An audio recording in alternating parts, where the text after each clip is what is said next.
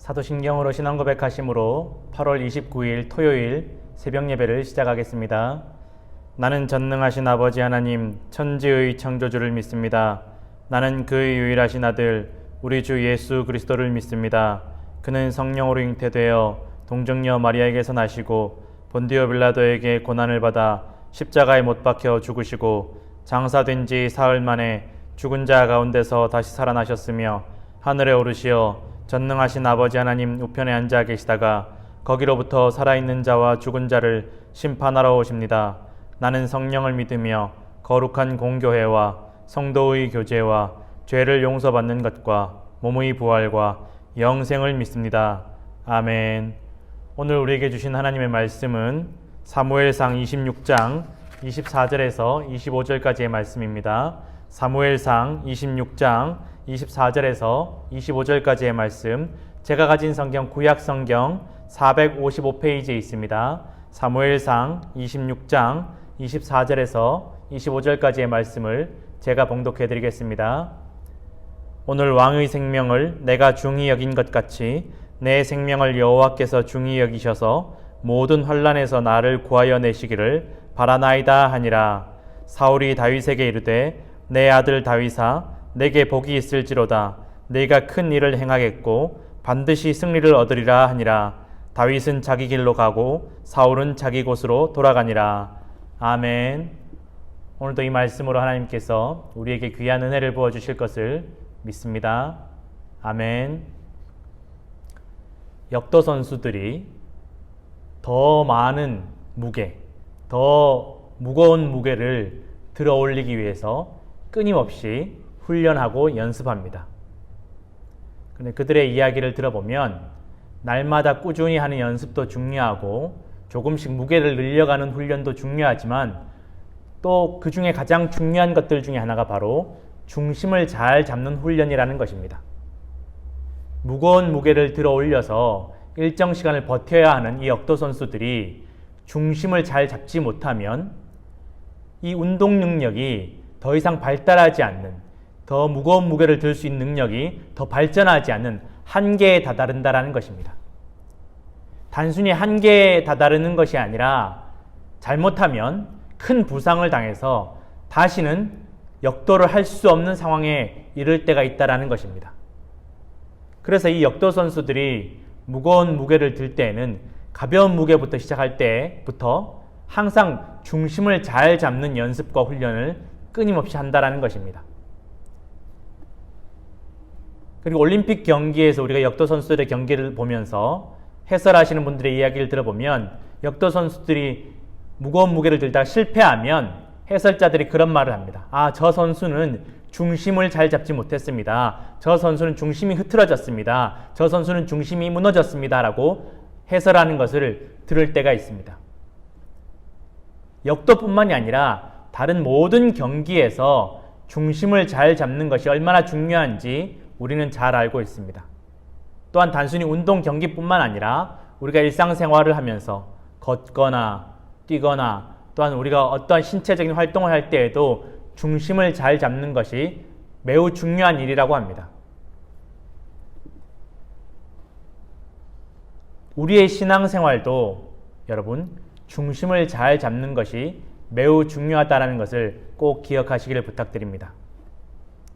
우리가 신앙생활을 하다 보면 어려움을 많이 만납니다. 한 번의 어려움이 아니라 여러 차례 어려움을 만날 때도 있고 이 정도 어려움이면 정말 내가 겪을 수 있는 지금까지 겪은 가장 큰 어려움이라고 생각하지만 더 큰 어려움을 만날 때도 있습니다. 우리가 신앙생활을 하면 어려움을 전혀 만나지 않는다라고 생각하지만 그것은 잘못된 생각입니다. 신앙생활을 해도 신앙생활을 하지 않는 사람들과 똑같은 어려움을 만납니다. 오히려 내가 신앙생활을 하니까 어려움을 만나지 않겠지라는 그러한 생각 때문에 어려움을 만나면 더 큰 마음의 상처를 입고 어려운 상황을 만날 때가 있습니다. 똑같은 어려움도 더 어렵게 느껴지는 것입니다. 신앙생활에서 마음의 중심을 잘 지키면 어떠한 어려움을 만날지라도 더 큰 어려움을 만날지라도 넉넉히 감당하며 견뎌내며 이겨내게 되는 것임을 여러분 믿으시기를 간절히 부탁드립니다. 우리의 신앙생활의 중심을 잘 지키면 낙심하지 않고 흔들리지 않고 우리가 마지막까지 잘 완주하게 되는 것임을 믿으시길 바랍니다. 그런데 이 중심을 잘 잡는 것은 또한 바른 자세가 굉장히 중요하다고 합니다. 역도 선수나 다른 모든 선수들이 말하기를 중심을 잡는 훈련은 바로 바른 자세를 갖추는 훈련이라는 것입니다.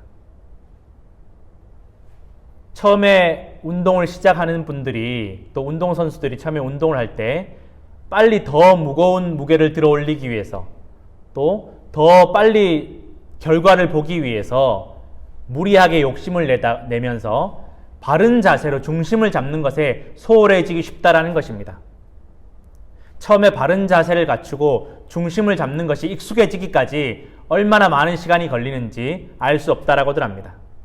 그러나 얼마나 시간이 걸리든지 간에 바른 자세로 중심을 잡는 훈련이 먼저 되어야만이 우리의 운동 능력이 자라나고 또한 완주를 할 수 있음을 여러분 믿으시기를 간절히 부탁드립니다.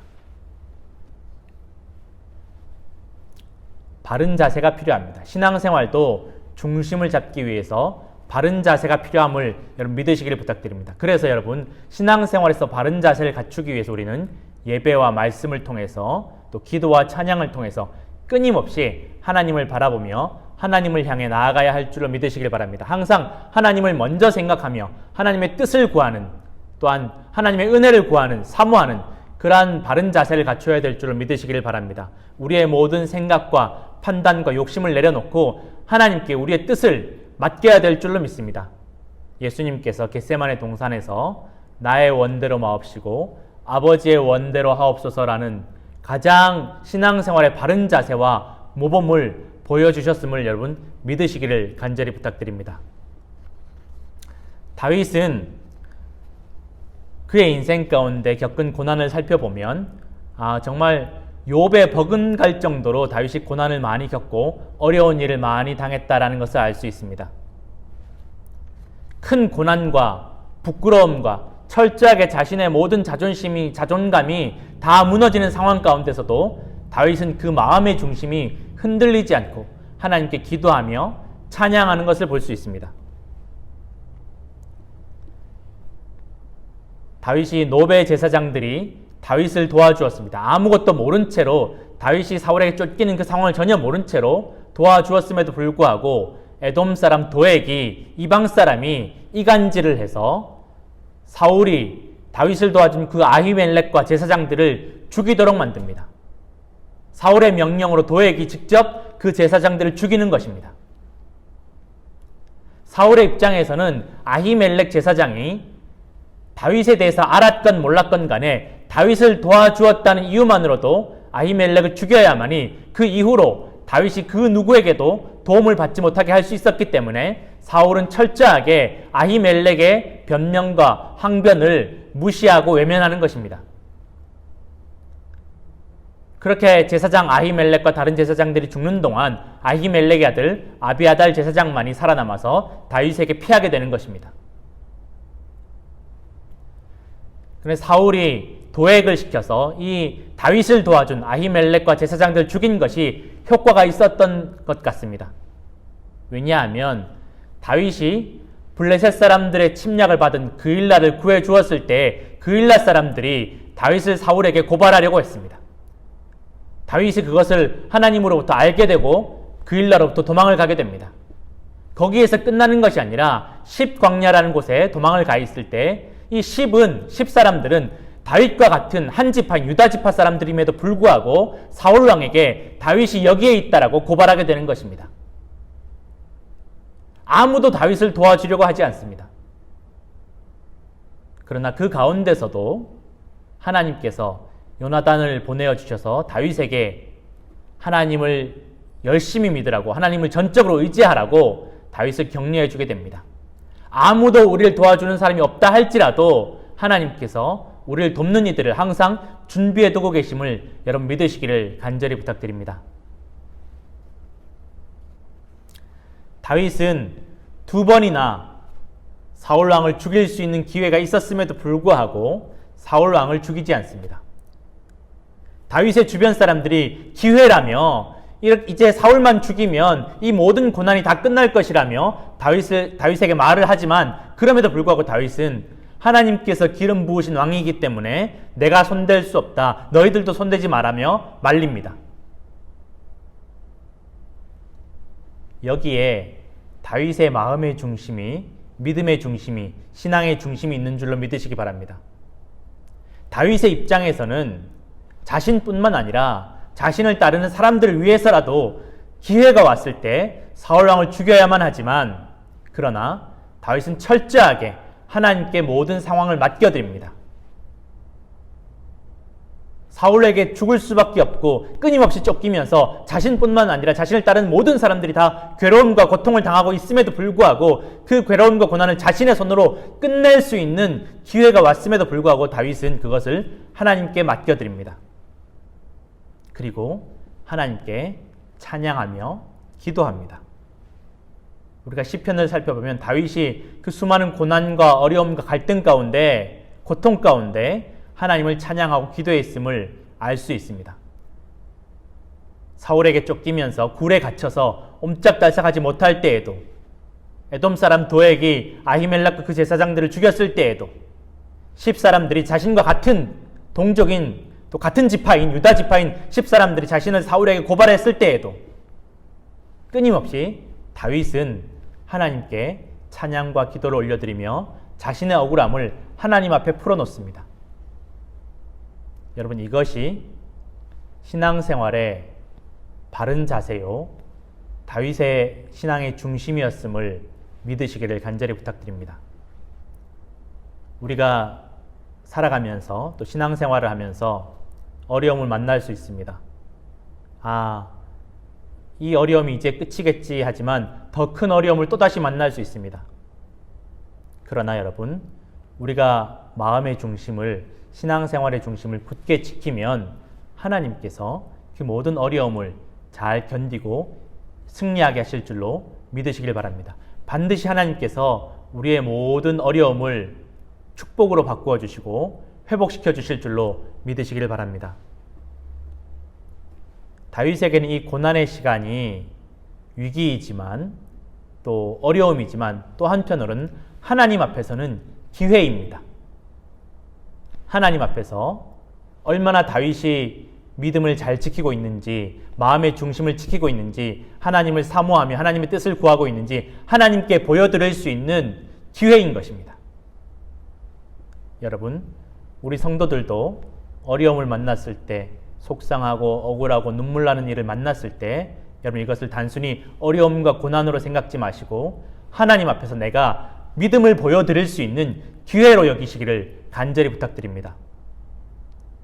그리고 그 하나님께서 주신 그 기회에 하나님께 우리의 믿음을 보여드리며 우리의 마음의 중심을 보여드릴 때 하나님께서 다윗에게 내려주신 그 모든 축복을 저와 우리 모든 성도들에게도 동일하게 허락하실 줄로 믿으시기를 간절히 부탁드립니다. 오늘도 다윗처럼 마음의 중심을, 믿음의 중심을 지키시며 또한 하나님께 모든 것을 맡기는 우리 모든 성도들 되시기를 간절히 부탁드립니다. 함께 기도하겠습니다. 하나님 아버지, 감사합니다. 주님, 우리가 살아가며 감당하기 어려운 어려움을 만날 때도 있습니다. 그러나 주님, 우리가 마음의 중심을, 믿음의 중심을 잘 지킬 때 그 어려움을 넉넉히 감당하며 이겨내게 될 줄로 믿습니다. 또한 마음의 중심, 믿음의 중심을 주님 잘 지키기 위하여 우리가 신앙생활에 있어서 바른 자세를 훈련할 수 있도록 도와주옵시고, 예배와 말씀, 기도와 찬양을 통하여서 우리 신앙의 바른 자세를 잘 지켜서 또한 길러서 마음의 중심, 신앙의 중심을 잘 지킬 수 있도록 주님 도와주옵소서. 주님, 모든 것 주님께 의지하오며 이제는 주님께서 가르쳐 주신 기도로 새벽 예배를 마칩니다. 하늘에 계신 우리 아버지, 아버지의 이름을 거룩하게 하시며 아버지의 나라가 오게 하시며 아버지의 뜻이 하늘에서와 같이 땅에서도 이루어지게 하소서. 오늘 우리에게 일용할 양식을 주시고 우리가 우리에게 잘못한 사람을 용서하여 준 것 같이 우리 죄를 용서하여 주시고 우리를 시험에 빠지지 않게 하시고 악에서 구하소서. 나라와 권능과 영광이 영원히 아버지의 것입니다. 아멘.